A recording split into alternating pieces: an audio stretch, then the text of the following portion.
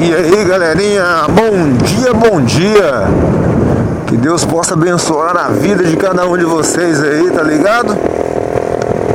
Agradeço a Deus aí pela sua vida, pela minha vida, a vida de todos os nossos familiares aí, por estar aí nos dando essa oportunidade aí de enxergar mais um dia, né? E dar início aí a mais um capítulo de nossa história, escrito pelas tuas poderosas mãos, beleza? Que Deus possa abençoar poderosamente as nossas vidas aí.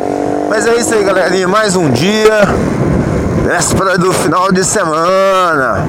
Chuva em Ipatinga, muita chuva. Choveu ontem, galerinha.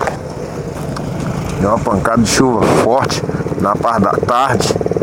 E choveu a noite toda.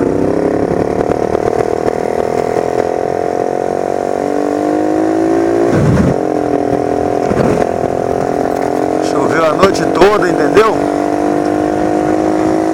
Então tempo chuvoso.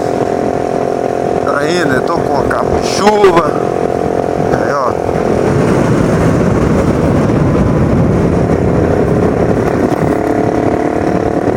Tem que andar prevenido aí.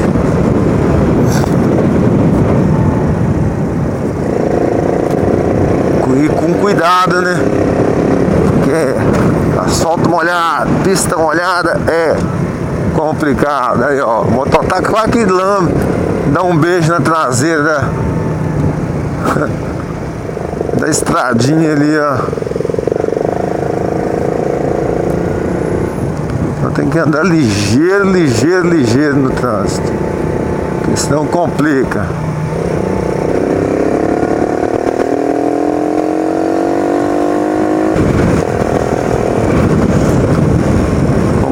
Né, guerreiro? O cara não vai, não deixa a gente ir. Mas é isso aí.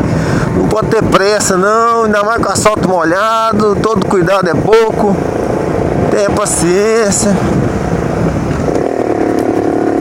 Não vamos nos estressar, beleza? Vamos que vamos aí. Mais um salve aí para todos os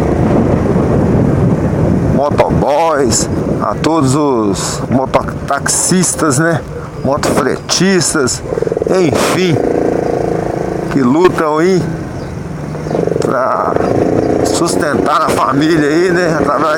Atrás do seu pão de cada dia, em cima de duas rodas, que é perigoso. Tempo de chuva dobra ou até mesmo triplica.